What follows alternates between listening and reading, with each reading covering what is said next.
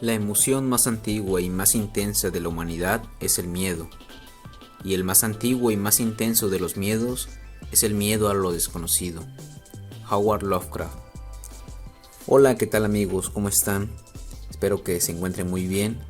Estamos aquí de nuevo en un nuevo episodio. Les agradezco mucho por escucharme en otro episodio más. Y gracias a las personas que me han ayudado a compartir los primeros 2 episodios. Este sería ya el tercero. El día de hoy vamos a leer a un autor que me ha interesado mucho desde que yo era un adolescente. Lo leí casualmente, creo, en mi teléfono o algo así. Y luego empecé a leer más y más de sus cuentos. No sé si he leído la mayor parte de ellos, pero me interesó mucho y me ha interesado esa narrativa que maneja. Hablando ya sobre el autor, Howard Philip Lovecraft nació el 20 de agosto de 1890 en Providence, Rhode Island, Estados Unidos, y murió allí mismo el 15 de marzo de 1937, en la pobreza y en el anonimato. Fue una persona solitaria que le dedicaba su tiempo a la lectura, a la astronomía y a escribir cartas con otros aficionados de la literatura macabra. Con 16 años escribía una columna de astronomía y años después de eso ganaba algo de dinero escribiendo para algunas revistas poco conocidas en la época. Sus relatos se basaban sobre todo en espíritus malignos, en posesiones psíquicas, en mundos oníricos, seres interdimensionales, y además de haber creado su propia mitología junto con los demás aficionados de esta literatura que a él le gustaba escribir. Fue poco conocido durante su vida, o casi nada conocido. Ya fue tras su muerte que empezó a recopilarse sus cuentos y empezó a gustar a más personas. Y hasta el día de hoy su obra y su mitología perduran en nuestra cultura, tanto en películas como en otras obras literarias, así como también en videojuegos, y en general en la cultura pop actualmente es muy influenciada esta imaginación de sus obras. El día de hoy vamos a leer un cuento escrito en 1918. Espero que les guste.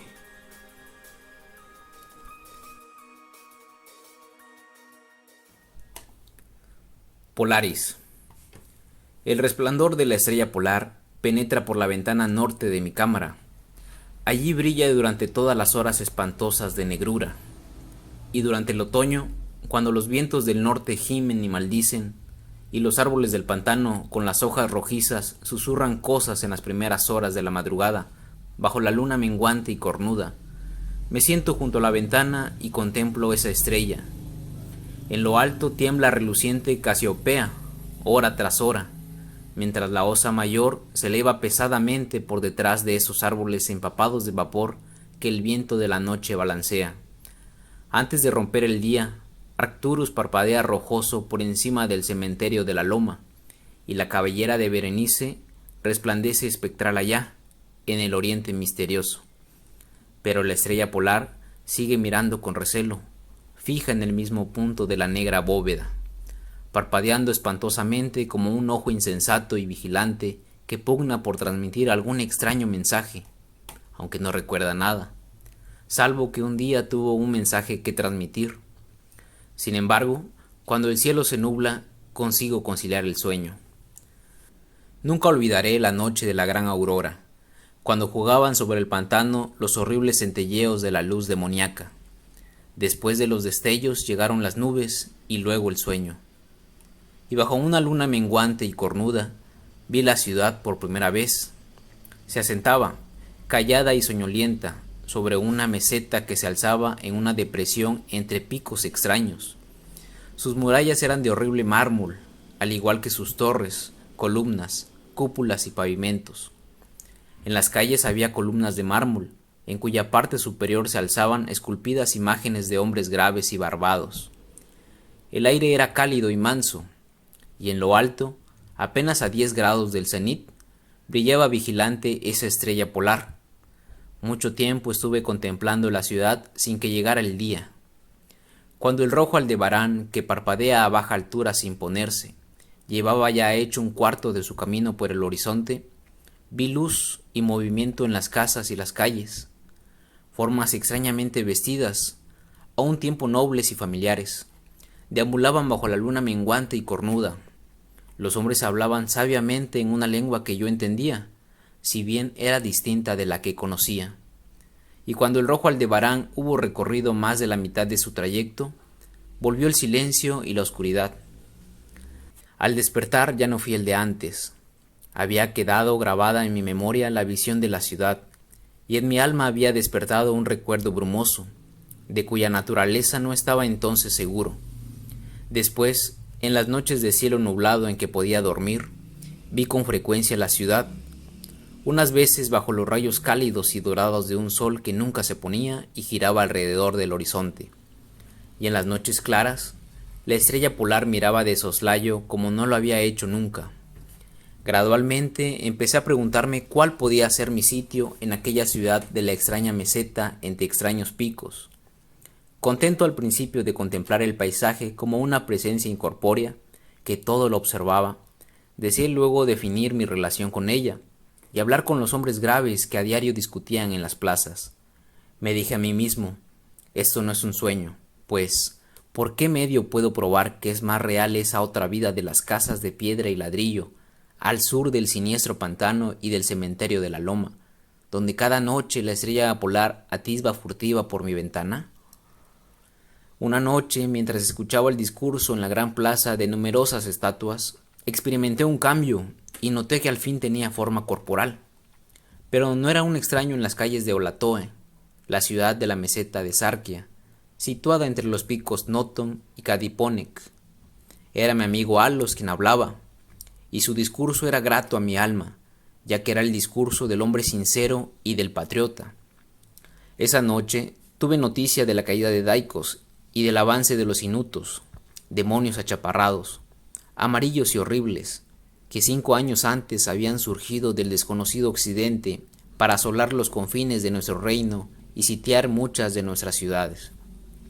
Una vez tomadas las plazas fortificadas al pie de las montañas, su camino quedaba ahora expedito hacia la meseta, a menos de que cada ciudadano resistiese con la fuerza de 10 hombres, pues las rechonchas criaturas eran poderosas en las artes de la guerra, y no conocían aquellos escrúpulos de honor que impedían a nuestros hombres altos y de ojos grises, habitantes de Lomar, emprender una conquista despiadada.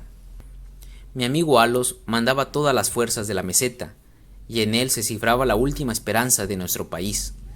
En este momento hablaba de los peligros que había que afrontar, y exhortaba a los hombres de Olatoe, los más bravos de los lomarios, a perpetuar la tradición de sus antepasados, quienes al verse obligados a abandonar Sovna y desplazarse hacia el sur ante el avance de los hielos, incluso nuestros descendientes tendrán que dejar un día las tierras del Lomar. Barrieron gallarda y victoriosamente a los Nopques, caníbales velludos y de largos brazos que se oponían a su paso. Alos me había rechazado como guerrero, ya que era débil y propenso a extraños desmayos cuando me sometía a la fatiga y al esfuerzo. Pero mis ojos eran los más agudos de la ciudad, a pesar de las largas horas que yo dedicaba cada día al estudio de los manuscritos nacóticos y del saber de los padres avarianos, de modo que mi amigo, no queriendo condenarme la inacción, me concedió el penúltimo deber en importancia. Me envió a la atalaya de Tafnen para ser allá de ojos de nuestro ejército. En caso de que los inutos intentasen conquistar la ciudadela por el estrecho paso que hay detrás del pico de Not y sorprender por allí a la guarnición, yo debía encender la señal de fuego que advertía a los soldados que aguardaban y salvar la ciudad de su inmediata destrucción. Subí solo a la torre, ya que los hombres fuertes eran todos necesarios abajo en los desfiladeros. Tenía el cerebro dolorosamente embotado por la excitación y el cansancio, ya que no había dormido desde hacía muchos días, pero mi resolución era firme, pues amaba mi tierra natal de Lomar y la marmórea ciudad de Olatoe, situada entre los picos Noton y Kadiponek. Pero cuando estaba en la cámara más alta de la torre, percibí la luna roja, siniestra, menguante, cornuda, temblando entre los vapores que flotaban sobre el lejano valle de Banov, y a través de su abertura del techo brilló la pálida estrella polar, parpadeando como si estuviera viva, y mirando furtiva como un demonio de tentación. Creo que su espíritu me susurró consejos malvados, sumiéndome en traidora somnolencia con una rítmica y condenable promesa que repetía una y otra vez. Duerme, vigía, hasta que las esferas giren 26.000 años, y yo regrese al lugar donde ahora ardo. Después, otros astros surgirán, y en el eje de los cielos astros que sosieguen, astros que bendigan. Solo cuando mi órbita concluya, turbará el pasado tu puerta. En vano traté de vencer mi somnolencia, intentando relacionar estas extrañas palabras con algunos de los saberes celestes que yo había aprendido en los manuscritos nacóticos. Mi cabeza, pesada y vacilante, se dobló sobre mi pecho, y cuando volví a mirar fue en un sueño, y la estrella polar sonreía burlonamente a través de una ventana, por encima de los horribles y agitados árboles de un pantano soñado. Y aún continúo soñando. En mi vergüenza y desesperación, grito a veces frenéticamente, suplicando a las criaturas soñadas de mi alrededor que me despierten. No vaya a ser que los inutos suban furtivamente por detrás del pico de Noton y tomen la ciudadela por sorpresa. Pero estas criaturas son demonios, se ríen de mí y me dicen que no sueño. Se burlan mientras duermo. Entre tanto, puede que los enemigos achaparrados y amarillos se estén acercando a nosotros con sigilo. He faltado a mi deber y he traicionado a la marmórea ciudad de Blatoe. He sido desleal a Alos, mi amigo y capitán. Sin embargo, estas sombras de mis sueños se burlan de mí. Dicen que no existe ninguna tierra de Lomar, salvo en mis nocturnos desvaríos, que en esas regiones donde la estrella polar brilla en lo alto y donde el rojo Aldebarán se arrastra lentamente por el horizonte, no ha habido otra cosa que hielo y nieve durante milenios, ni otros hombres que esas criaturas rechonchas y amarillas, marchitas por el frío, que se llaman esquimales.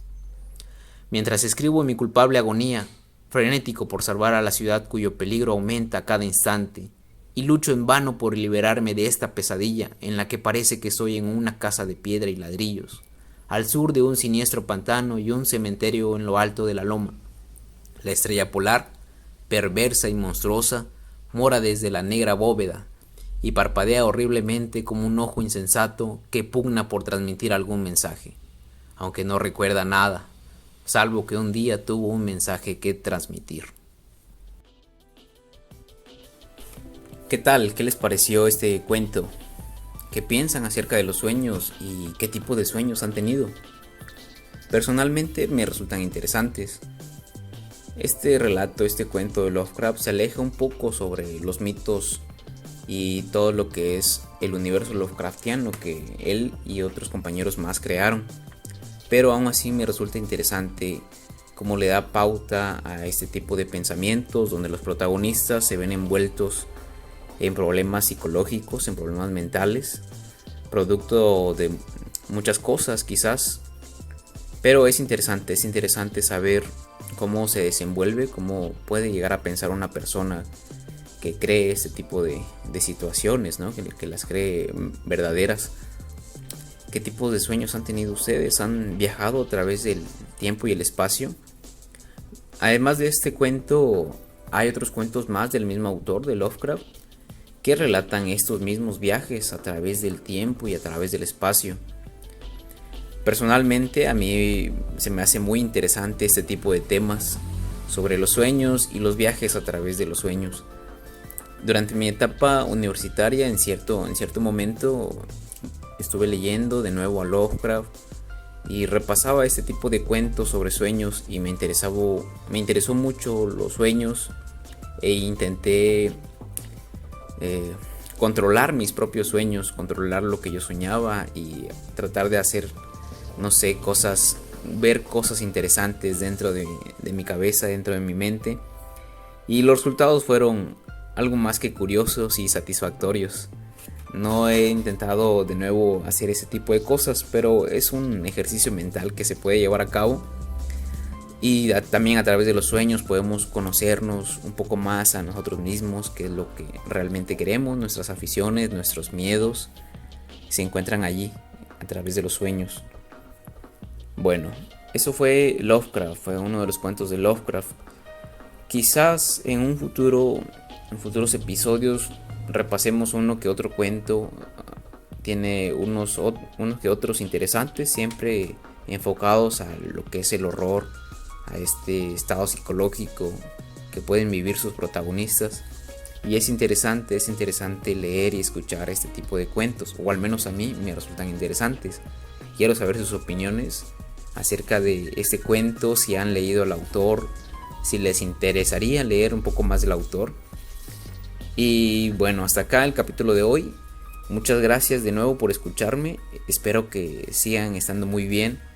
Y los invito a escribirme aquí en los comentarios, escribirme a través de mis redes sociales. Ya saben, la misma invitación, ¿no? A platicar un poco más sobre estos temas. ¿Qué otros autores me recomiendan leer para futuros episodios?